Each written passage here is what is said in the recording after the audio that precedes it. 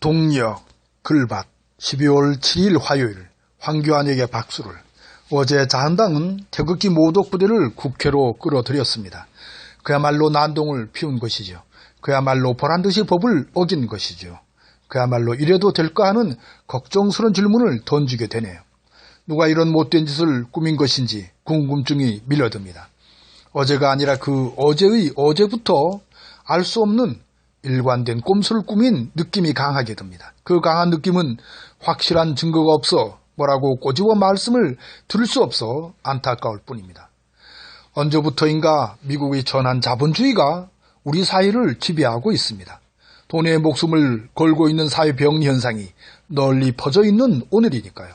심지어 돈 때문에 가족이라는 기본 틀도 너무 쉽게 무너지고 깨지는 오늘이니까요. 우리 사회의 기본 틀인 사법도 양승태로 심한 왜곡 현상을 겪고 있는 오늘이니까요. 그래서 생긴 것이 유전무죄요, 무전유죄입니다. 그래서 더 붙여진 것이 유권무죄요, 무권유죄입니다. 이런 돈의 지배 결과는 삼바의 사교육에 대하여 흐리멍텅한 사법 판결이 우려될 정도입니다. 여기에 덧붙여진 무소불위의 검찰의 행태는 조국 죽이기의 기회검란으로 압축될 정도입니다. 여기에 수구꼴통인 자한당의 행태는 정치의 기본도 지키지 않는 도를 넘고 있을 정도입니다. 그래서 엊그제 물었던 이게 나라인가라는 물음을 다시금 물을 정도니까요. 그래서 자한당 대표인 황교안이 법무부 장관을, 국무총리를 한 것을 다시금 물을 정도니까요. 그래서 누군가가 꾸미고 있다는 강한 의심을 떨쳐 볼 수가 없을 정도니까요. 꾸미지 않고서야 어떻게 이렇게 일관되고 조직된 흐름의 끝까지 이어질까를 묻게 됩니다. 앞에서도 말씀을 드렸지만 돈이면 안 되는 것이 없는 오늘이니까요. 아마도 돈 놓고 돈 먹는 정도의 선에서 목줄을 쥐고 있는 것이 분명하다는 강한 의심이 듭니다. 그런데 말입니다. 작용과 반작용은 여기서도 작용합니다. 어두컴컴한 오늘의 정치 문화에서 그만큼의 강한 한 줄기 빛을 보게 됩니다.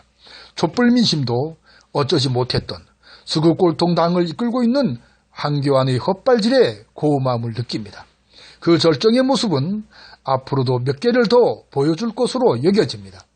총선이 내년 4월 15일까지는 아직 한참이 남아있으니까요. 어쩌면 저렇게 황교안 정치를 해야 되는지 하는 일마다 속으로 쾌재를 부를 정도니까요. 그것은 바로 한심 정치요, 황심 정치로 굳어지는 듯합니다.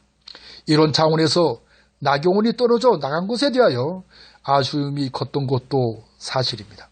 따라서 더불어민주당에게 너무 세게 몰아치지 말기를 부탁드리고 싶은 마음이 듭니다.